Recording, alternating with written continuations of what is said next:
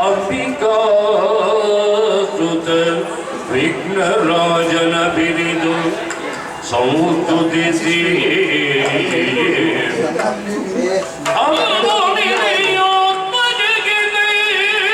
ಮುಗಿದು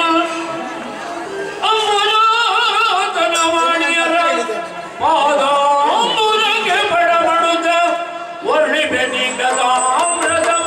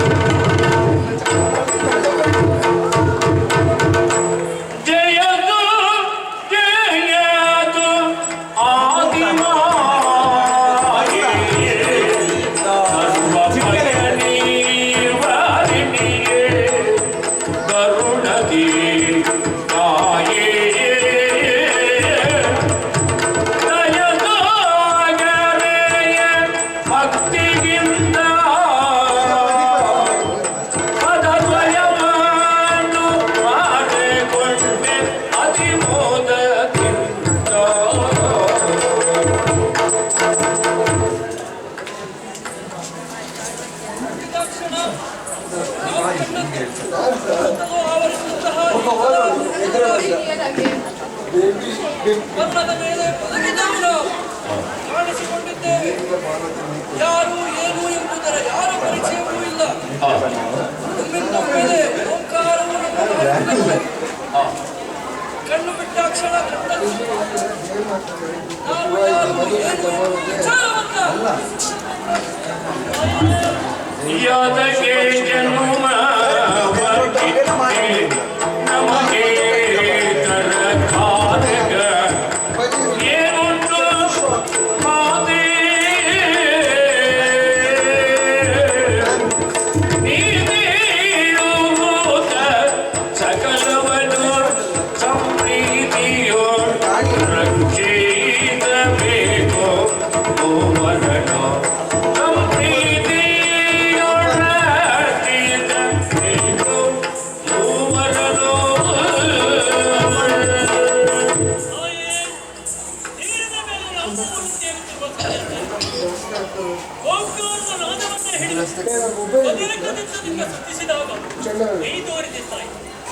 ಯಾಕಾಗಿ ನಮ್ಮ ಹುಟ್ಟು ಯಾರಿಂದ ಹುಟ್ಟಿದೆವು ನಮ್ಮಿಂದ ಏನು ಆಗಬೇಕು ಎಲ್ಲವನ್ನ ಸವಿಸ್ತಾರವಾಗಿ ಹೇಳಬೇಕು ತಾಯಿ.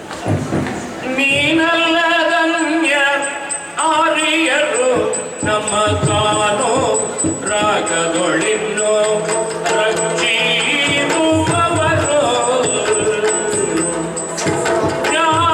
ಜ್ಞಾನವಿಹೀನ ಆಗಿರಲು ದಿವ್ಯ ಜ್ಞಾನವಾಗಿ ತೆಮ್ಮ ಹೊರೆಯೇ ಕೃಪೆಯುಳು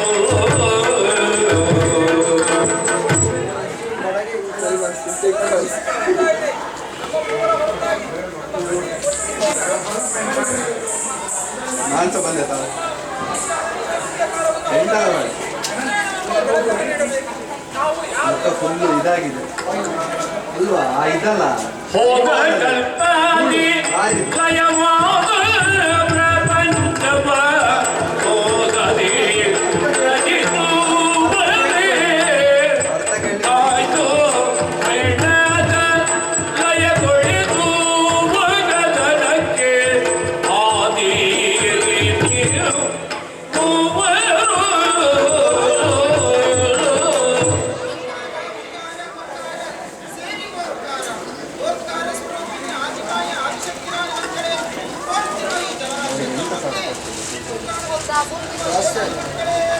ಎಲ್ಲಿಂದ ಶುರು ಆಗಿದೆ ನನಗೆ ಟೊಪ್ಪಿ ಕೊಡು ಅದಕ್ಕೆ ಹೇಳಿದ್ರು ಅವ್ರು ಹೇಳ್ತಾರೆ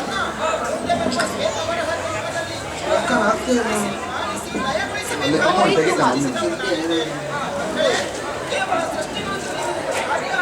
ಲೈವ್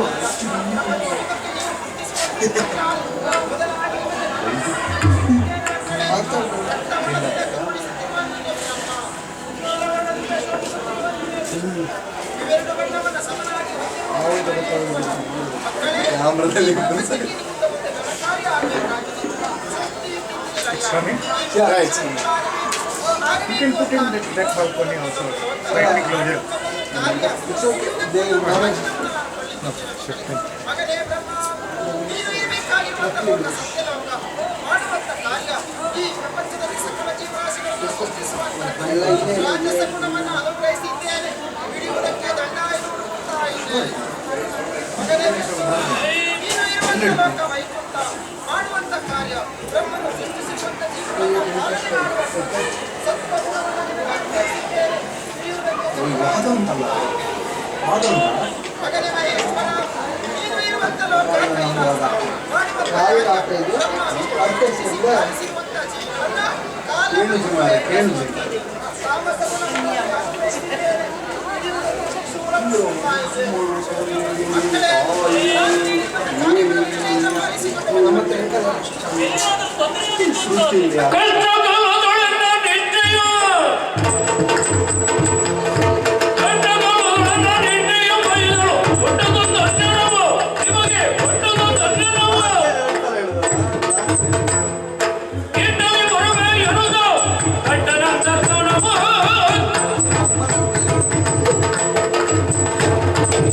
ಮಕ್ಕಳೇ, ನಾನು ನೀಡಿರುವಂತ ಕಾರ್ಯವನ್ನು ನಿಷ್ಠೆಯಿಂದ ಪಾಲಿಸಿಕೊಂಡು ಬಂದ ಸಂದರ್ಭದಲ್ಲಿ ದುಷ್ಟರಿಂದ ನಿಮ್ಮ ಪಾಲಿಗೆ ಅದನ್ನ ಸ್ಫೋಟಿಸಿದ್ದಾರೆ ನಿಷ್ಠೆಯಿಂದ ಪಾಲಿಸಿಕೊಂಡು ಪ್ರತ್ಯಕ್ಷವಾಗಿ ಪರೋಕ್ಷವಾಗಿ ಜಯ ಜಯ ಜಯ ಜಯ ಜಯ ಜಯ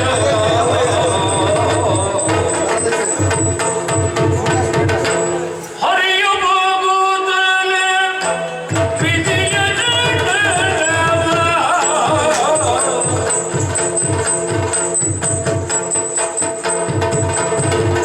ಹರಿಯು ಹೋಗುತ್ತಲೇ ವಿಧಿಯ ಜಟವ.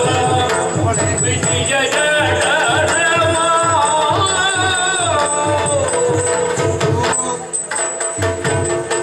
ಹರಿಗಿದಳು ಹರಿಗಿದಳು ಹರಿಗಿದಳು ಬಳಿಗಲ್ಲಿ ಕಂಡನು ಹರಿಗಿದಳು ಹರಿಗಿದಳು ಬಳಿಗಲ್ಲಿ ಕಂಡನು.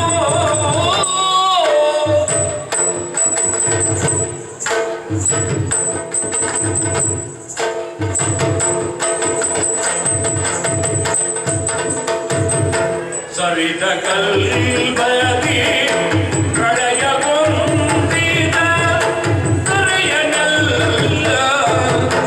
ಸರಿದ ಕಲ್ಬದಿ ಪ್ರಳಯಗೊಂದಿದ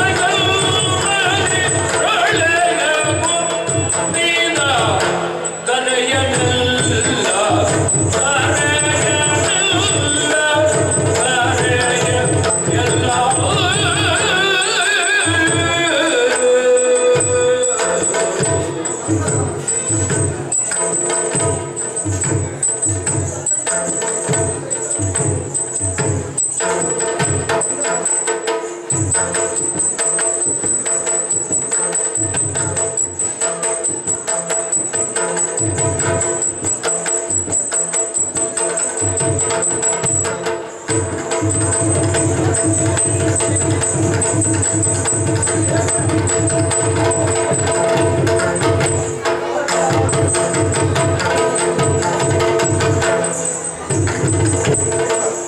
ಸರಿದ ಕಲ್ಬದಿ ಪ್ರಳಯಗೊಂದಿದ ಕರೆಯನಲ್ಲ.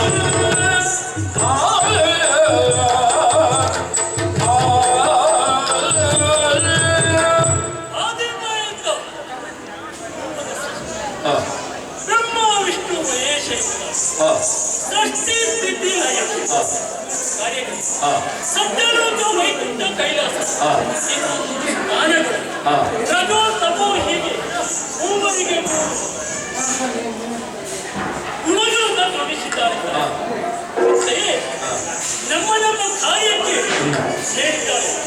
ಹೋದ ಕಲ್ಪದಲ್ಲಿ ಲಯವಾದಂತಹ ಪ್ರಪಂಚವನ್ನ ಪುನಃ ಸೃಷ್ಟಿಸಬೇಕು ಎಂಬ ಕಾರಣಕ್ಕೆ ಬ್ರಹ್ಮನಿಗೆ ಆದೇಶವನ್ನು ಮಾಡಿದ್ದೇನೆ, ಷಷ್ಠಿಗೂ ಕಾರ್ಯ ಮಾಡು ಎಂಬುದಾಗಿ. ಹಾಗೆ ನಮ್ಮಿರುವರಲ್ಲಿಯೂ ವಾದ ಏರ್ಪಟ್ಟಿತ್ತು. ತಾನು ಹಿರಿಯವ, ತಾಯಿ ಮೊದಲು ನನ್ನನ್ನು ಕರೆದಿದ್ದು ಎಂಬ ಕಾರಣಕ್ಕಾಗಿ ನಾನು ಶ್ರೇಷ್ಠ, ನಾನು ಹೇಳಿದಂತೆ ನೀವೆಲ್ಲ ಕೇಳಬೇಕು ಎಂಬುದಾಗಿ ವಾದವೇದ ನಡೆದೋಯ್ತು. ಆಗ ನಮ್ಮಲ್ಲಿ ಒಂದು ತೀರ್ಮಾನಕ್ಕೆ ಬಂದವು. ಹರಿಹರರಲ್ಲಿ ಭೇದವಿಲ್ಲ, ಹರ ಹರಿಯಲ್ಲಿ ಐಕ್ಯವಾಗಿ ಹೋಗಿದ್ದಾರೆ. ಇದು ಬ್ರಹ್ಮ ಹೇಳಿದ್ದಾರೆ. ಹೋದ ಕಲ್ಪದಲ್ಲಿ ಲಯವಾದಂತ ಪ್ರಪಂಚ ನಮ್ಮಿರುವರ ಉದರದಲ್ಲಿ ಇದೆ ಎಂಬ ಕಾರಣಕ್ಕಾಗಿ ನಮ್ಮ ಉದರವನ್ನು ಶೋಧಿಸಿಕೊಳ್ಳೋಣ. ತನ್ಮೂಲಕವಾಗಿ ಯಾರು ಶ್ರೇಷ್ಠರು ಯಾರು ಶ್ರೇಷ್ಠರು ಎನ್ನುವುದನ್ನು ಅರ್ಥವಿಸಿಕೊಳ್ಳಲು ಸಾಧ್ಯ ಎಂಬುದಾಗಿ ತೀರ್ಮಾನ ಮಾಡಿದ್ದೇವೆ. ಅಂತೆಯೇ ಬ್ರಹ್ಮನ ಉದರವನ್ನ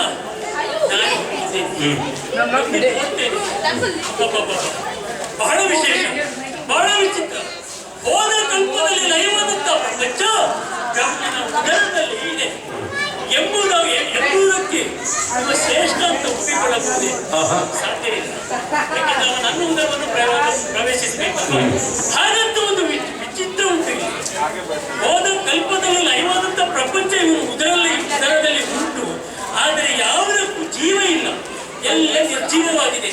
ಮತ್ತೆ ಕನಕಮಯದಿಂದ ತಂದಿರಿಸುತ್ತಾರೆ. ಹಾಗಾದ್ರೆ ಹೋಗಿ ವಿಚಾರ ಅವರಿಗೆ ಹೇಳಬೇಕಲ್ವ? ನೇರವಾಗಿ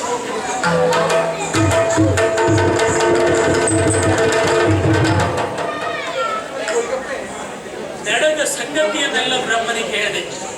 ಹೇಳಿದಾಗ ಅವನನ್ನು ಬಂದು ಹೆಸರನ್ನು ಕೊಟ್ಟಿದ್ದಾರೆ.